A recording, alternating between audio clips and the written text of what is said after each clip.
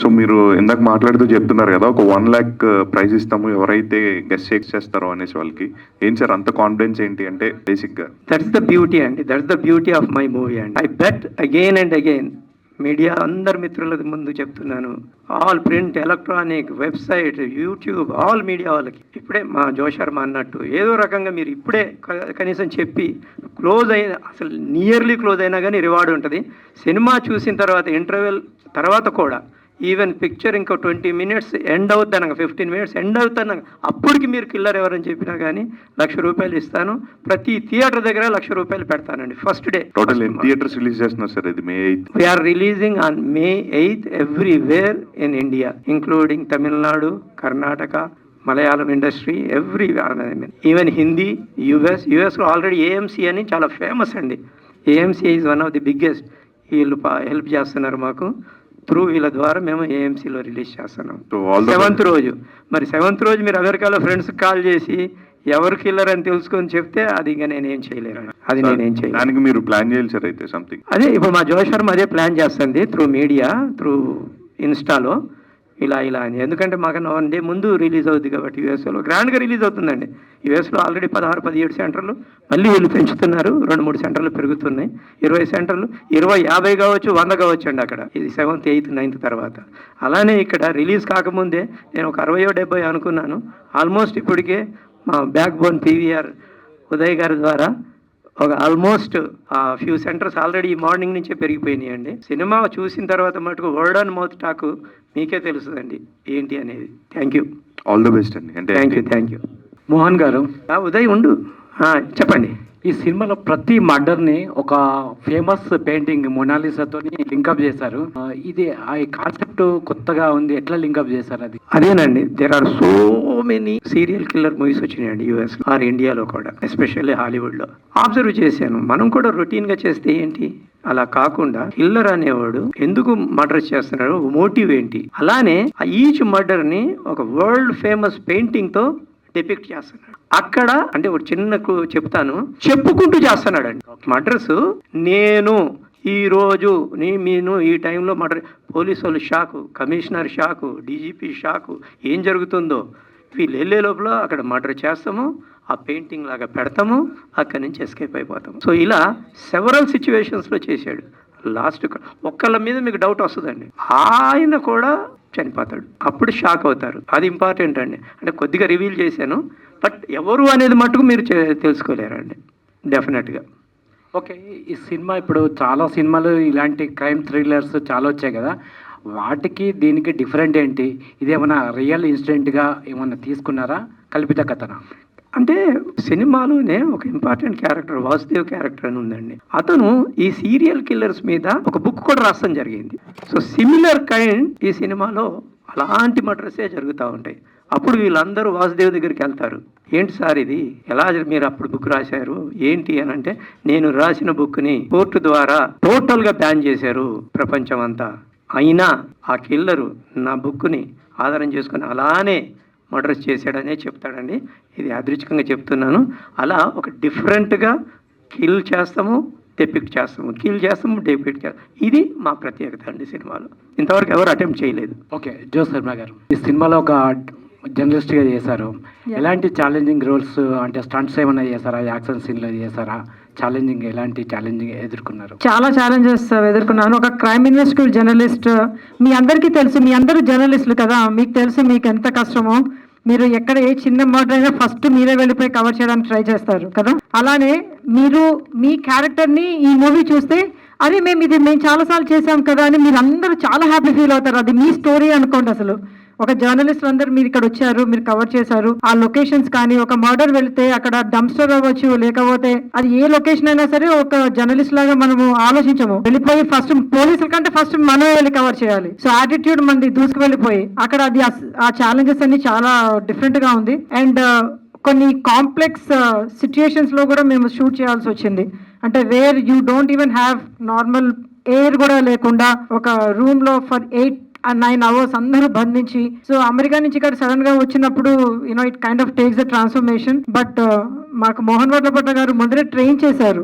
And shooting కి ముందు కూడా మాకు ప్రతి సీన్ ని ప్రాక్టీస్ చేయించి ఒక శాంపుల్ వీడియోలా కూడా షూట్ చేసి మాకు అది మెంటలీ ప్రిపేర్ చేశారు. దానివల్లనే చాలా ఈజీ అండి. అందుకే ప్రతి కాంప్లికేటెడ్ సీన్ కూడా మాకు వన్ టేక్లోనే అయ్యింది. There is no repetition in the whole movie. Of course అలా ఉంది కాబట్టి అండర్ బడ్జెట్ కంట్రోల్లో చేశాము. అండ్ నేను కూడా వన్ టేక్ ఆర్టిస్ట్ అని కూడా మల్లికార్జున్ గారు అందరూ అన్నట్టు వన్ టేక్ ఆర్టిస్ట్ అని అందరూ ఇంకా పిలవడం కూడా స్టార్ట్ చేశారు. అంత ప్రిపేర్ చేశారు ఛాలెంజెస్ని కూడా. Thank you sir. మోహన్ గారు, ఇప్పుడు 8th రిలీజ్ అవుతుంది కదా సినిమా. అయితే ఇప్పుడు ప్రస్తుతం మన దగ్గర ఏంటంటే షేరింగ్ ఇప్పుడు పర్సంటేజ్ ఈ ఇష్యూ నడుస్తుంది, సింగిల్ స్క్రీన్స్ మల్టీప్లెక్స్ కదా. సో మీకు ఇప్పుడు ఏమైనా ఇబ్బంది ఉందా? ఇది మళ్ళీ అంటే సింగిల్ స్క్రీన్ మీకు మల్టీప్లెక్స్ పరంగా అయితే ఇప్పుడు ఉదయ్ గారు ఆల్రెడీ సపోర్ట్ ఉంది కాబట్టి ఉదయ్ గారి సపోర్ట్ వల్లే ఈవెన్ సింగిల్ స్క్రీన్స్ కూడా నాకు పర్సంటేజ్ ఇస్తున్నారండి. నో ప్రాబ్లం అండి. ఇన్ఫ్యాక్ట్ మేము ఛాంబర్లో కూడా, ఇప్పుడు నేను ఛాంబర్కి జాయింట్ సెక్రటరీ అండి, నేను ఛాంబర్లో కూడా చాలా డిస్కషన్స్లో ఈవెన్ సింగిల్ స్క్రీన్ వాళ్ళు కూడా పర్సంటేజ్ ఇవ్వాలి. 98% ఆఫ్ ద ప్రొడ్యూసర్స్ అగ్రీ అయ్యారండి. Only 2%, 1% or 0.5% of the producers దీన్ని అగ్రీ అవుతలేదు, డిబేట్ చేస్తున్నారు. ఇష్యూస్ ఆర్ గోయింగ్ ఆనండి. ఈ 8వ తారీఖు నాడు మళ్ళీ పెద్ద మీటింగ్ పెట్టుకున్నాం మేము ఛాంబర్లో. అది కూడా డిసైడ్ చేస్తామండి. అందరూ పర్సంటేజ్తో వెళ్ళాలనేది అది మేము కోరుకుంటున్నాం. జరుగుద్ది అని మనస్ఫూర్తిగా నేను కోరుకుంటున్నాను. Thank you. ఇప్పుడు M4M ఒకవేళ ఇది మంచి ఇప్పుడు చూసిన ఈ ట్రైలర్ చాలా బాగుంది, ఇప్పటికే చాలా అవార్డ్స్ కూడా గెలుచుకోవడం జరిగింది. హిట్ అయితే దీని సీక్వెల్ పాయింట్ ఏమైనా ఉందా, చేసే అవకాశం ఎలాగేమన్నా? అలాంటిది నేనేమి చెప్పలేనండి. నేను చాలా డిఫరెంట్ పర్సనాలిటీనండి. ఇప్పుడు టామ్ హ్యాంక్స్ ఉన్నాడు, ఒక ఫారెస్ట్ గంప చేశాడు, ఒక అపోలో 13 చేశాడు, డిఫరెంట్ మూవీస్ చేస్తాడండి. మోహన్ వడ్ల పట్ల ఇదే పంతాలు వెళ్తానని లేదండి, చాలా డిఫరెంట్ మూవీస్ చేస్తానండి. Now I'm under already pre production ఒకటి స్టార్ట్ అయింది. Maybe after few months announce చేస్తాను. One of the best products అవుద్దని నేను అనుకుంటున్నాను. పెద్ద ప్రాజెక్ట్ అవుద్దండి అది. Thank you. జో శర్మ గారు, హలో అండి. ఈ మూవీ తర్వాత మళ్ళీ నెక్స్ట్ ఏ మూవీ చేయబోతున్నారు? ఇది చూస్తుంటే మీ సినిమా తర్వాత రిలీజ్ అయ్యాక మీకు బాగానే ఆఫర్స్ వచ్చే అవకాశం అయితే కనిపిస్తుంది. ఓ థ్యాంక్ యూ అండి. Thank you for saying such nice words. Actually already ఒక 2-3 మూవీస్ సైన్ చేశాము. అది మోహన్ వడ్లపట్ల గారు తర్వాత టైం అప్రోప్రియేట్ అప్పుడు రివీల్ చేస్తారు. యాక్చువల్లీ ఒక అనౌన్స్మెంట్ ఈ మూవీ రిలీజ్ లోపలే రావచ్చు. సో అది మోహన్ గారే ప్లాన్ చేస్తున్నారు. Thank you. మోహన్ గారు, పెద్ద ఆర్టిస్టులతోటే. మోహన్ గారు అంటే మీరు ప్రొడ్యూసర్గా ఉన్న తర్వాత ఇప్పుడు రెండోసారి ఎంట్రీ ఇచ్చి ఇప్పుడు మొదటిసారిగా డైరెక్టర్ అవుతున్నారు. ఎన్నుకోవడంలో సస్పెన్స్ థ్రిల్లే ఎందుకు ఎంచుకున్నారు? ఆ ఉద్దేశం అనంటే దీని మీద నేను Rahul Adabala along with Jo Sharma ఒక ఆల్మోస్ట్ 10 months వర్క్ చేసామండి. సో ఎన్నో జానర్స్లో ఎన్నెన్నో అనుకున్నాం ఫస్ట్ స్టోరీ. సో ఇది నాకెందుకో ఒక డిఫరెంట్ కాన్సెప్ట్తో మేము ఒక పెయింటింగ్ ప్యాటర్న్తో వచ్చి ఇది నేను చేయాలి ఫస్ట్ టైం అని చెప్పేసి అనుకొని డిసైడ్ అయ్యి ఈ సస్పెన్స్ థ్రిల్లర్ చేశానండి. అది. Thank you. జో శర్మ గారు, అంటే ఇప్పుడున్న ఆడియన్స్ ట్రైలర్ చూసే గెస్ చేస్తున్నారు. సో మీరు సినిమా చూసి గెస్ చేయమంటున్నారు. సినిమా చూసిన తర్వాత చాలా మంది గెస్ చేసి ఉంటారు కదా. సో మీరు ఎంతమంది వరకు అంటే లక్కీ డ్రాలో ఏమన్నా చేస్తారా? ఎలా పోతుంది కాన్సెప్ట్? అసలు మీరు ఏమైనా ప్లానింగ్ ఆల్రెడీ చేసి పెట్టారా? ఒక ఖజానా వెనకాల వేసుకుని తిరుగుతున్నామండి. అంటే మీరు ఎన్ఆర్ఐ కదా, మేబీ ఉండొచ్చులేండి ఖజానా. అదేం లేదు, ఆ హైప్ క్రియేట్ చేస్తున్నాము. అదే కదా ఛాలెంజ్. ఇప్పుడు మీకు ఛాలెంజ్ చేసాం కాబట్టి మీరు క్యూరియాసిటీ ఉన్నారు. అదే కనుక వచ్చి చూడండి అంటే ఎవరు చూస్తారు? So we have to somehow pull audience ని పుల్ చేయడం థియేటర్ కి ఇస్ ద బిగ్గెస్ట్ ఛాలెంజ్ ఇప్పుడు. So that's the reason why we're ready to give money. If you come and guess, no problem. మేము ఎవరికన్నా ఎన్నిసార్లు రిపీట్ చేయమన్నా చేస్తాం. Sir మీరు ఇప్పుడు ట్రైలర్ చూసి గెస్ట్ చేశారు అంటున్నారు కదా. ఆయన చూశాడు సినిమా, మూర్తి ఎప్పుడో చూశాడు మా సినిమా. చెప్పాడా మీకు ఏమన్నా? అయితే లేకపోతే ఇప్పుడు ఇన్స్టాంట్ గా 10,000 ఇచ్చి పంపిస్తాం మీకు. 3 పేర్లు చెప్పండి. మీరు టీజర్ చూశారు కదా, ముగ్గురు పేర్లు చెప్తున్నా నేను. ఇన్స్టాంట్ గా 10,000 రూపీస్ ఇచ్చి పంపిస్తా. ఇంపాసిబుల్ అండి. అంత పకడ్బందీగా కథ.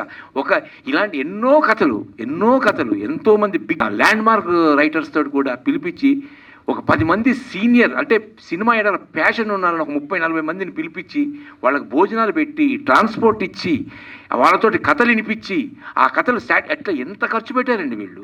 ఎంతో ఖర్చు పెట్టారు మా బ్రదర్. ఖర్చు పెట్టి నో సారీ మోహన్ ఈ కథ నచ్చలేదంట. ఎస్ ఎస్ ఎస్ ఎస్ ఆఖరికి ఫైనల్గా ఇది తీసుకొని వచ్చిన తర్వాత ఈ కథ కూడా మళ్ళీ మేము కూర్చొని డిస్కస్ చేసి నువ్వు చెప్పు నాకు సస్పెన్స్ అని చెప్పి అడిగితే మేము చెప్పలేకపోయాం. రియల్లీ చాలా కష్టపడ్డానండి. మల్లికార్జున కానీ, అడబాల గారు కానీ, మా బ్రదర్ మోహన్ వడ్లపట్ల కానీ, జో శర్మ గారు కానీ, వీళ్ళందరూ అసలు మాకు ఒక రోజు ముందే స్క్రిప్ట్ వచ్చేసేది విత్ టైప్డ్, ఎక్కడ కన్ఫ్యూజన్ లేకుండా డిక్షన్తో సహా మేము ప్రాక్టీస్ చేసుకునేవాళ్ళం. అందుకనే మాకు ఎక్కడ సింగిల్ టైంలోనే చేసాం.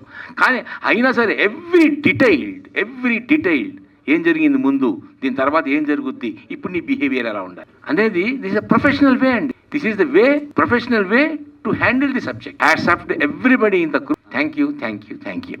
మోహన్ గారు, M4M అసలు మీనింగ్ ఏంటి? Okay, M stands for motive, 4 stands for for. జనరల్గా 4ని ఫర్ అని అంటారు. And again M stands for motive for murder. అసలు ఆ మోటివ్ ఏమంటే మర్డర్ గురించే కాదు, మన మీద ఎవరికైనా కోపం వస్తుందండి, మీకు ఒకళ్ళ మీద కోపం వస్తుందండి. ఎందుకో ఏదో మోటివ్ ఉంటేనే కదా కోపం వచ్చేది. సో ఇక్కడ మర్డర్స్ ఎందుకు చేస్తున్నాడు? Some motive is there. అమెరికాలో నేను చాలా క్రైమ్ సీన్స్, క్రైమ్ న్యూస్ చూసేవాడిని ఈ సినిమా తర్వాత. ఒకరోజు ఎందుకో జర్నలిస్టులు, యాంకర్స్ ఉంటారు కదా, what is the motive behind this murder, what is the motive very common అండి ఏ న్యూస్లో అయినా అమెరికాలో. సో నేను అన్నాను, అరే మనది కూడా మర్డర్ జరుగుతుంది కదా, what is the motive behind this murder అని మోటివ్ ఫర్ మర్డర్ పెడతానికి కారణం అండి. ఇప్పుడు జనరల్ సెక్రటరీ అది మీరు సినిమా చూడండి, కథ అంతా హీరోయిన్తోని, హీరోతోని, కిల్లర్స్తోని రకరకాలుగా వెళ్తూ ఉంటుందండి. సార్ మోహన్ గారు, ఇప్పుడు సినిమాలు డిస్ట్రిబ్యూటర్స్ షేర్ ఇవ్వటం అనేది very important question. Okay sir, ఇప్పుడు షేర్ మీద సినిమాలు జరుగుతుందని డిస్కస్ చేస్తూనే ఉన్నారు. సో డిస్ట్రిబ్యూటర్స్ పాయింట్ ఆఫ్ వ్యూలో మొదటి నుంచి వాళ్ళు సినిమా బాగుంటే మేము థియేటర్స్ తీసుకుంటాము, సినిమా తీసుకుంటాము, షేర్ ఇస్తాము అని వాళ్ళ వాదన మొదటి నుంచి ఉంది. ఎందుకంటే ఇటీవల నేను ఒక 5-6 డిస్ట్రిబ్యూటర్స్ని క్రాస్ చేశాను. ఎందుకు మీరు సినిమా కొనట్లేదు, షేర్ మీద ఎందుకు వెళ్ళట్లేదు, మీ ప్రాబ్లం ఏంటని నేను అడిగితే, సార్ వాళ్ళు సినిమా అనేది కరెక్ట్గా ప్రేక్షకులు చూసే విధంగా ఉంటే మేము చూసిన తర్వాత మేము సాటిస్ఫాక్షన్ అయితే తీసుకుంటాం, షేర్ మీద ఇస్తాం, పర్సంటేజ్ అన్నీ ఇస్తాం. అవి చెయ్యట్లేదు సార్. అటు ఛాంబర్ కూడా సరిగ్గా దాన్ని రిసీవ్ చేసుకోవట్లేదు అన్నారు. సో మీ సినిమా ద్వారా ఇది అవలంబిస్తున్నారన్నారు, చాలా సంతోషం. కానీ డిస్ట్రిబ్యూటర్స్ సమావేశం కూడా జరుపుతారా మీ మీటింగ్లో? చాలా ఇంపార్టెంట్ పాయింట్ చెప్పారండి మీరు. నిజంగా చెప్తున్నాను కదండి, ఇన్ని సినిమాలు వస్తున్నాయి సంవత్సరానికి, 250 సినిమాలు వస్తున్నాయి, చిన్న పెద్ద ఒక 10 వస్తాయి, 240 చిన్నవి వస్తాయి. మీరు అన్నట్టు సినిమాలు సరిగ్గా తీస్తలేదండి. I totally agree with you. అందు గురించే నేను డైరెక్షన్ చేస్తానికి కారణం అండి. ఐ వాంట్ టు ప్రూవ్ కంటెంటే హీరోయిన్ అన్నట్టు మామూలుగా కొత్త వాళ్ళని తీసుకొని చేశానండి. నేను ఫస్ట్ నుంచి చెప్తున్నానండి. ఈవెన్ మల్లెపువ్వు సముద్రతో చేసినప్పుడు కొత్త హీరోని ఇంట్రడ్యూస్ చేశాను. ఈవెన్ మెంటల్ కృష్ణ పోసానితో చేసినప్పుడు పోసాన్ని హీరోగా ఇంట్రడ్యూస్ చేశా. ఆ తర్వాత 600-700 సినిమాలు చేసాడు. ఇప్పటికీ నా గురించి చెప్తానే ఉంటాడు. అలానే అష్టాచెమ్మలో చిన్న క్యారెక్టర్ వేసిన అమ్మాయిని కలవరమాయ మదిలో సినిమాలో హీరోయిన్గా తీసుకున్నాను. అప్పుడు కమల్ కామరాజన్ కూడా హీరోగా, ఆల్మోస్ట్ అంత పెద్ద హీరో కాదు, ఆయన్ని హీరో చేశా. 2 నంది అవార్డులు వచ్చి. అలానే లవ్ 2020 అని కన్నడ కుర్రోని హీరోగా ఇంట్రడ్యూస్ చేసి ఒకటి చేశా. పదును అనే ఒక సినిమా చేశా. ఇప్పుడు ఇది నా డైరెక్షన్లో ఆల్మోస్ట్ అందరూ కొత్త, అంటే శుభలేఖ సుధాకర్ లాంటి వాళ్ళు, మా మెంటల్ కృష్ణ హీరోయిన్ సత్యకృష్ణ ఇలా ఉన్నారండి, పసునూరి శ్రీనివాస్ గారు, ఇలా ఇంపార్టెంట్ క్యారెక్టర్స్ ఉన్నా మిగతా వాళ్ళందరికీ కొత్త వాళ్ళకి అవకాశం ఇచ్చానండి. ఎస్పెషల్లీ కిల్లర్, అతను ఒక మామూలు junior artist, company artist type ఆర్టిస్టే.